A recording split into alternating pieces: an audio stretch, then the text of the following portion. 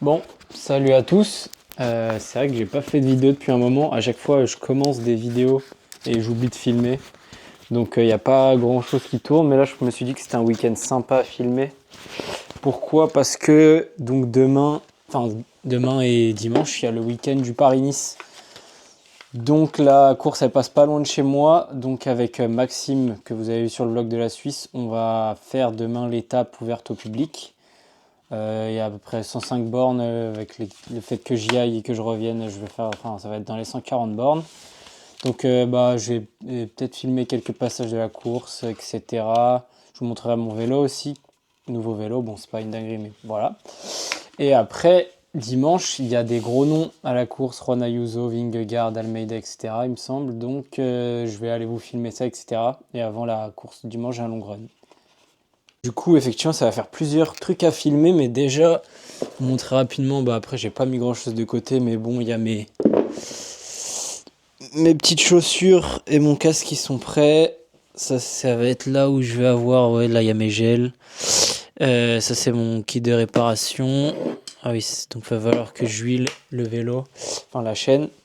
Du coup, on va se retrouver directement demain, je pense. Je vais vous montrer un peu le vélo. Je vais peut-être vlogger un peu avec mon téléphone sur place là-bas si j'y pense.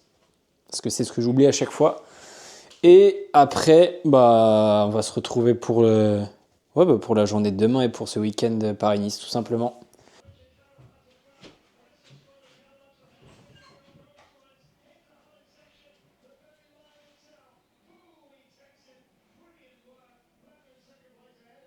Bon alors, matinée de course. On va partir d'ici 45 minutes, là il y a presque tout qui est prêt. Je vais aller manger un petit plat avant de partir, parce que la course elle commence à 12h45, là il est 10h30. Ah oui, c'est ça que je voulais montrer, la nutrition. Hop,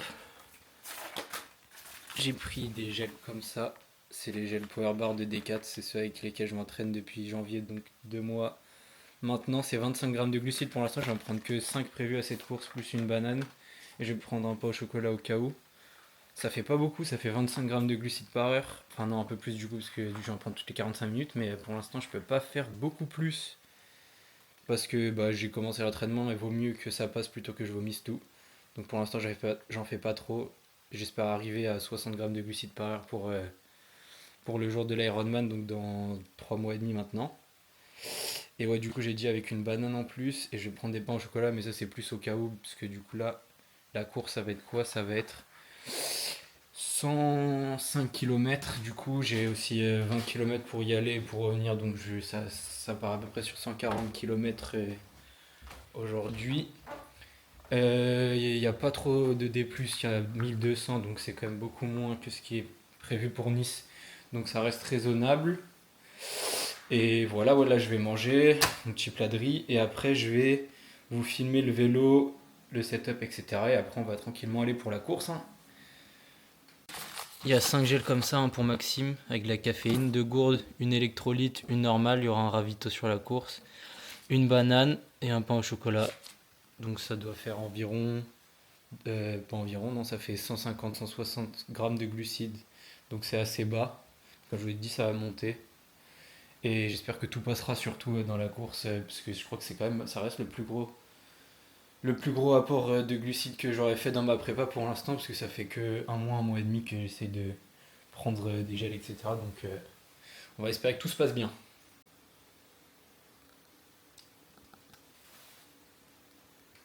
Je pense qu'il est temps pour vous de découvrir la bête.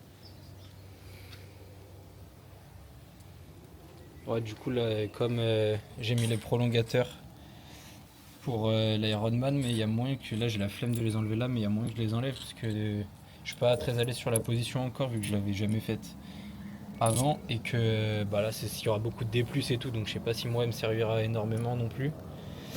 Du coup, voilà. Et voilà, hein, je pense que bon, c'est pas le meilleur des vélos, ça c'est sûr, mais ça fera largement l'affaire. Je vais aussi changer les roues, sûrement. Je prendrai des roues carbone, je pense, pour la course, pour l'Ironman, mais pour la course de tout à l'heure, ça va faire le taf avec ça, tout simplement. En plus, regardez, c'est la honte. Je suis un cycliste et j'ai même pas les jambes rasées. J'ai pensé aux chaussettes blanches, cela dit, c'est déjà un bon début.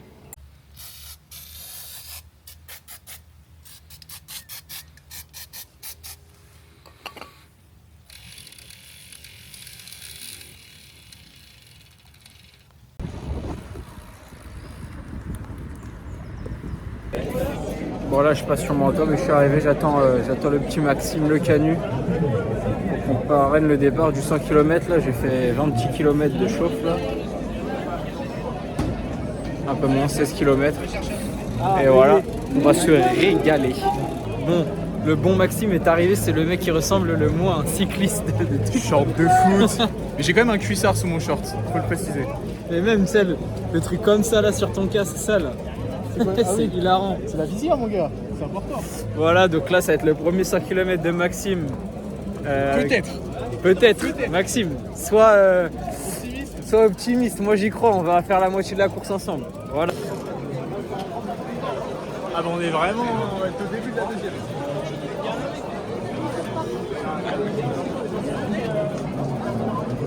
C'est bon, j'ai perdu Maxime quasiment dès le début puisque le groupe il s'est séparé et j'ai cru qu'il était devant et c'était une côte.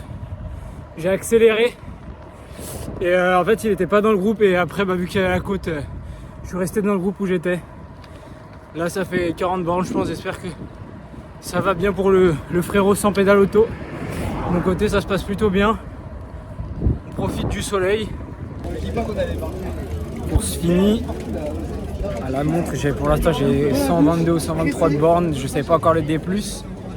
J'ai fini vers 16h48, donc ça veut dire que j'ai mis à peu près 4 heures pile pour les 506 bornes, blablabla, en sachant que il y a eu des moments où on s'est arrêté et tout. Là j'attends le Maxime là, il est 17h12, donc j'espère qu'il arrive bientôt parce que j'ai faim. Et surtout que moi après il me reste encore 15-20 bornes pour rentrer. En tout cas la course s'est bien passée.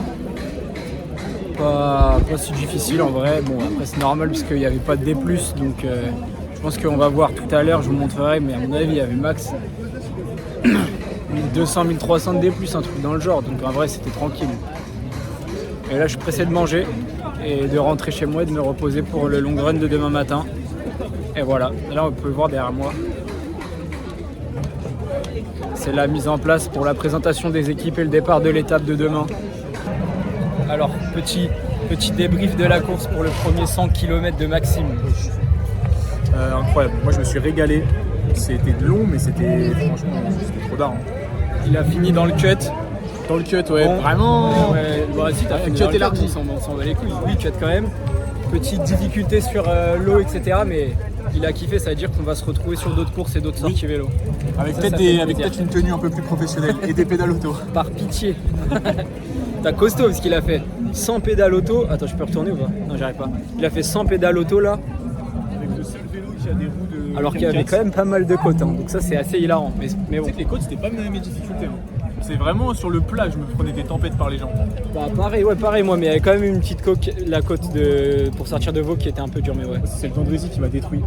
C'est laquelle déjà? C'est la toute fin là, j'étais sur le plat au bord de l'eau et d'un coup je vois il y a une côte alors que je pouvais aller. Ah moi c'était fini là, c'est bon, moi c'était vraiment celle de Vaud parce que à chaque fois qu'il y avait un virage je me disais ce virage c'est fini, ça repartait, elle était vraiment longue.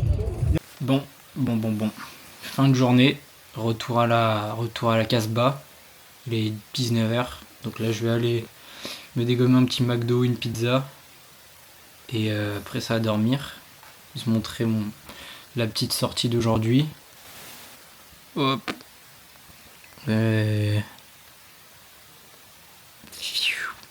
Ça, du coup ouais, 140, vitesse moyenne 23, mais parce que j'ai oublié de couper la montre au mieux, je crois que ce travail donne le vrai truc avec vitesse moyenne 26, un truc comme ça.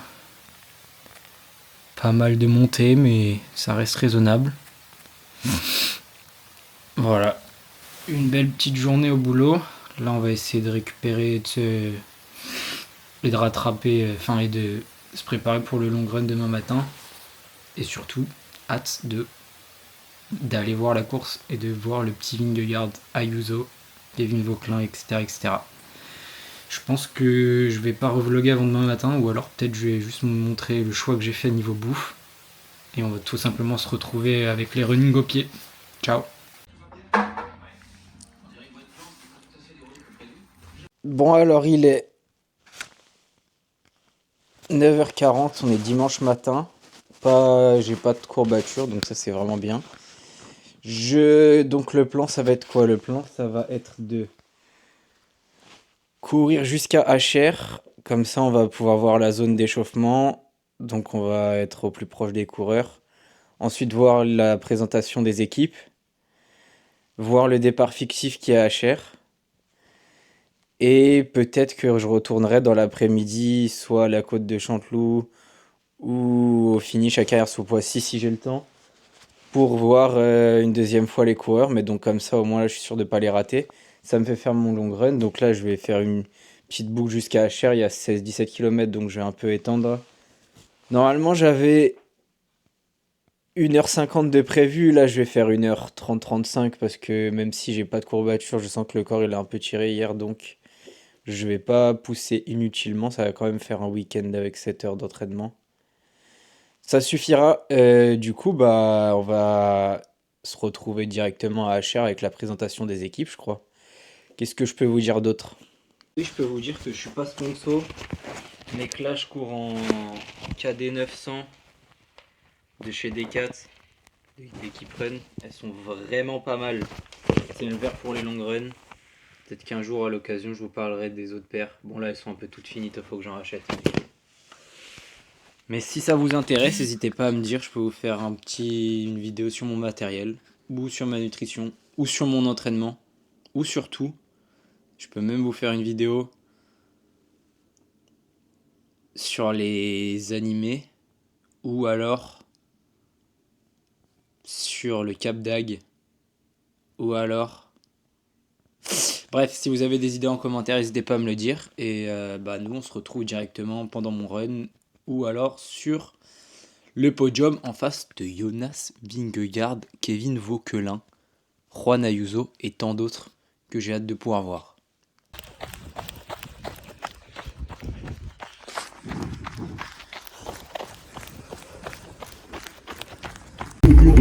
Bien arrivé, on va détailler la sortie après. Là, on va un peu profiter de la présentation des équipes et on se tient au courant.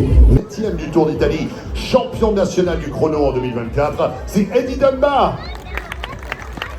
Des stars du Tour de France 2024, maillot vert, triple vainqueur d'étape sur le Tour 2024. Il représente l'Érythrée, Binyam Girmay. Quentin Paré-Peintre. Quel accueil pour Valentin Paré-Peintre et Jasper Stuyven, le collectif Soudal Quick-Step avec déjà 4. Catalan natif de Barcelone, qui a remporté il y a peu le Tour d'Algarve. Il avait terminé 3e du Tour d'Espagne il y a seulement 19 ans. C'était en 2022. Vainqueur d'étape au Tour d'Italie, 2 étapes sur la Vuelta, c'est Juan Ayuso. Et nous terminons la revue des championnats du monde de l'exercice. On souhaite la bienvenue à celui qui a terminé 3e du chrono de Caen sur les routes du Tour de France. On salue Eduardo Affini.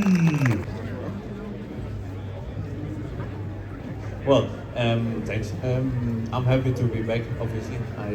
This is one of the biggest races in the world. Bon, on a pu assister à la présentation de toutes les équipes. Le départ, il y avait trop de monde pour se placer, on voyait pas grand chose. Je suis quand même resté pour faire le décompte, etc. Mais du coup, c'était grave cool de pouvoir les voir de proche. Là, je vais rentrer.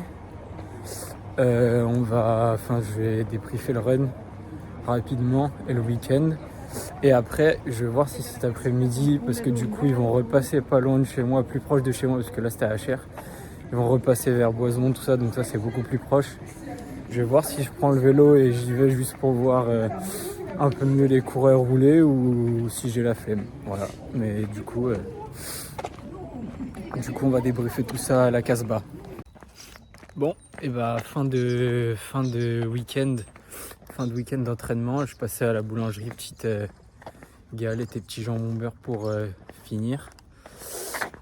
Donc pour ce run, j'ai fait 20 km en 4,50 je crois, disponible sur Strava de toute façon.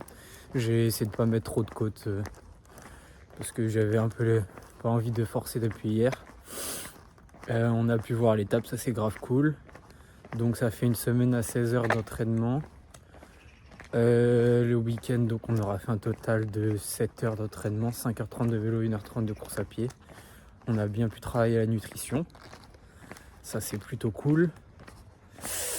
Qu'est-ce qu'il y a d'autre à dire? Bah ouais, une belle semaine. On a fait 3 vélos, donc 9 heures de vélo. Course à pied, 55 bornes. J'ai oublié en heure la répartition entre ça et la natation. Je n'ai pas fait beaucoup. J'ai fait 6 ou 7 000, mais parce que la semaine dernière, j'avais fait une semaine de BNSSA, donc j'avais fait beaucoup d'heures. Voilà, bon, je pense qu'il n'y a pas grand chose à dire de plus. Si vous voulez plus de détails, n'hésitez pas soit à aller voir mon Strava, soit à poser des questions en commentaire ou me donner un sujet de vidéo pour un prochain vlog. On va se dire au revoir pour ce vlog là. Je vais aller manger et me reposer et repartir à l'entraînement demain. Voilà, à la prochaine l'équipe.